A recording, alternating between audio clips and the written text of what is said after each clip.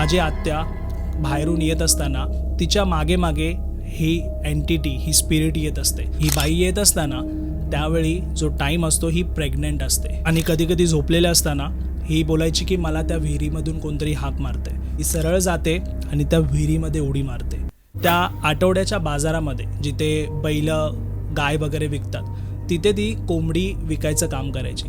म्हणजे ते एका बुट्टीमध्ये कोंबड्या वगैरे भरून कोंबड्या विकायला घेऊन जायची आणि संध्याकाळी रिटर्न जसं तो मार्केट संपायचं तेव्हा ती यायची. बाजाराच्या दिवशी लोक उशिरापर्यंत मार्केटमध्ये असायचे. 6:30-7 वाजले तेव्हा तिथून निघायचे. तर ही बाई सारखं एकच बोलायची की मला बाहेर जायचं आहे. आणि रात्री कधी कधी तर असं व्हायचं की झोपेत ही बाई उठायची, दरवाजा वगैरे उघडून बाहेर जायला जायची. तर जेव्हा ती बाहेर जायची किती वेळा तरी तिच्या नवऱ्याने तिला बाहेरून पकडून आणल्या आतमध्ये. ती सारखं झोपेमध्ये एकच गोष्ट बोलायची की त्या विहिरीमधून कोणतरी मला हाक मारते. ही पूर्ण रिअल हॉरर स्टोरी आहे जी मी यूट्यूबवरती अपलोड केले. बायोमध्ये याची लिंक भेटेल तुम्हाला.